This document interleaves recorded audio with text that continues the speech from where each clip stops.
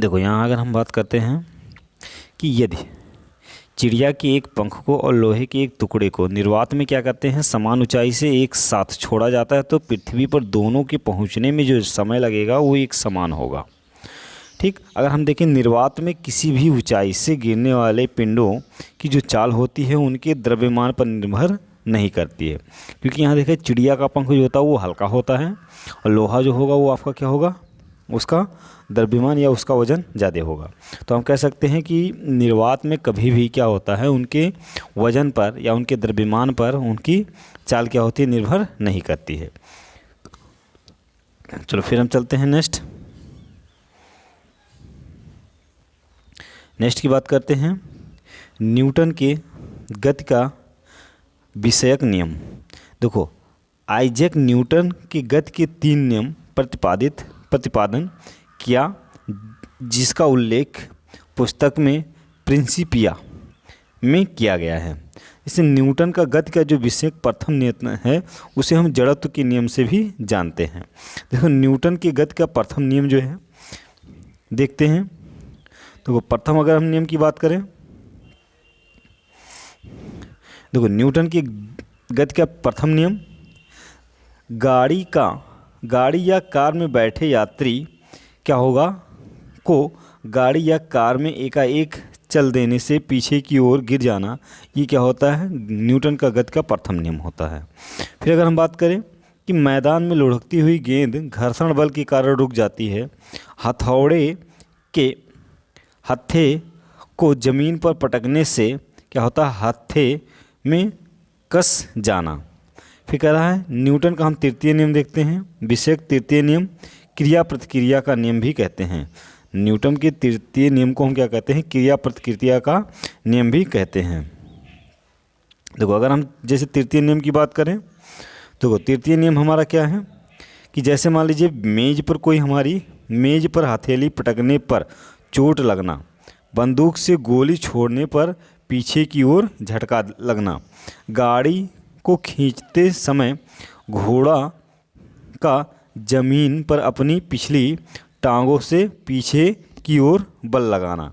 तो ये हमारा क्या होता है गति का तीसरा नियम होता है। अगर हम गति की दूसरे नियम की बात करें तो गति का दूसरा नियम विषयक दूसरा नियम, अगर हम क्या करते हैं दूसरे नियम की बात करते हैं तृतीय नियम की बात करते हैं, तो देखो यहाँ से हमारा गति का तृतीय नियम, देखो मेज पर हथेली पटकने पर चोट लगना, ठीक, और फिर बंदूक से गोली छोड़ते समय झटका लगना, गाड़ी को खींचते समय घोड़ा को पिछले पे क्या हो टांगों पर, तो ये हमारा क्या होता है तृतीय नियम होता है। फिर अगर हम स्वतंत्र रूप से क्या करते हैं गिरते हुए लिफ्ट में व्यक्ति को सिर पर रखे बोझ का मान क्या हो जाता है भार क्या हो जाता है शून्य हो जाता है। फिर हम बात करें एक समान चल रही ट्रेन के डिब्बे में बैठा व्यक्ति यदि कोई गेंद ऊपर उछालता है तो बाहर खड़े व्यक्ति को गेंद का पथ परवलयाकार दिखाई देता है। जेट हवाई जहाज़ की अधिक जो ऊंचाई पर उड़ते हैं, ठीक, फिर यहाँ से पंख वाले हवाई जहाज़ कम ऊंचाई पर उड़ते हैं। फिर कह रहा पृथ्वी जिस बल से किसी पिंड को अपनी ओर आकर्षित करती है वो क्या कहलाती है गुरुत्वाकर्षण बल कहलाती है, वो गुरुत्वाकर्षण बल कहलाती है। चंद्रमा पर किसी पिंड और द्रव्यमान क्या होते हैं अपरिवर्तित रहते हैं। अगर चंद्रमा पर किसी पिंड का भार और द्रव्यमान देखा जाए तो उनमें से क्या होता है भार तो नहीं लेकिन द्रव्यमान उसका क्या होता है अपरिवर्तित रहता है, उस पर कोई अंतर नहीं आता है। फिर रॉकेट के ऊपर जाने का सिद्धांत जो होता है वो क्या होता है संवेग संरक्षण का सिद्धांत कहलाता है। चलो फिर हम नेक्स्ट देखते हैं वृत्तीय गति। अगर हम यहाँ बात करें वृत्तीय गति तो कोणीय विस्थापन का जो मात्रक होता है वो क्या होता है रेडियन होता है। कोणीय वेग का मात्रक जो होता है रेडियन प्रति सेकेंड होता है। अगर हम कोणीय वेग की बात करें या रेखीय वेग की बात करें तो b बराबर क्या होता है r इंटू ओमेगा होता है। फिर नेक्स्ट हम आगे बात करते हैं, देखो वृत्ताकार पथ पर चलने वाले कण में उत्पन्न को हम क्या कहते हैं अभिकेंद्र त्वरण कहते हैं। सड़क पर मुड़ी हुई कार आवश्यक रूप में क्या होती है आवश्यक अपकेंद्रीय बल टायर तथा सड़क के घर्षण से प्राप्त होता है। डोरी से बंधे पत्थर को घुमाने के लिए आवश्यक अपकेंद्रीय बल डोरी के तनाव से क्या होता है, प्राप्त होता है। फिर हम बात करें नेक्स्ट हम देखें तो यहाँ से क्या होता है, पृथ्वी को सूर्य के चारों ओर घुमाने के लिए आवश्यक अपकेंद्रीय बल सूर्य द्वारा पृथ्वी पर आरोपित गुरुत्वाकर्षण बल से क्या होती है, प्राप्त होती है। चंद्रमा पृथ्वी की चारों ओर क्या करती है, परिक्रमा करती है और चंद्रमा को क्या करती है, परिक्रमा के लिए आवश्यक अपकेंद्रीय बल पृथ्वी द्वारा ही क्या होती है, पृथ्वी द्वारा ही क्या होती है, चंद्रमा पर आरोपित गुरुत्वाकर्षण बल से मिलता है। अब फिर हम आगे बात करते हैं नेक्स्ट। फिर क्या कह रहा है, कह रहा है किसी परमाणु में नाभिक की चारों ओर जो चक्कर लगाने वाले इलेक्ट्रॉन होते हैं उनको आवश्यक अपकेंद्रीय बल क्या होता है, नाभिक और इलेक्ट्रॉन के बीच कार्यरत स्थिर वैद्युत बल से क्या होता है, प्राप्त होता है।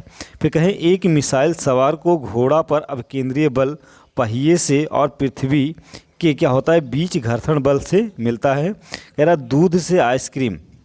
दूध से क्रीम निकालने वाली जो मशीन होती है वो किसका उदाहरण होती है या किस पे कार्य करती है, वो अपकेंद्रीय बल पर क्या करती है, कार्य करती है। फिर हम नेक्स्ट देखते हैं घूर्णन गति।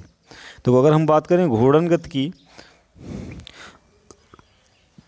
देखो जब कोई पिंड क्या होता है किसी अक्ष के परितः घूमता है और उस गति को हम क्या कहते हैं, घूर्णन गति कहते हैं। बल आघूर्ण क्या होता है, बल आघूर्ण का मात्रक जो होता है न्यूटन मीटर होता है। फिर हम अगर एसआई पद्धति की बात करें तो एसआई पद्धति में जड़त्व आघूर्ण का जो मात्रक होता है वो क्या होता है, किलोग्राम मीटर स्क्वायर होता है। कोई पिंड अपने जड़त्व गुण के कारण अपनी स्थिति को क्या करता है, बनाए रखता है। कह रहा है फिर किसी पिंड के जड़त्व माप जो होती है पिंड का द्रव्यमान होता है। फिर हम नेक्स्ट देखते हैं,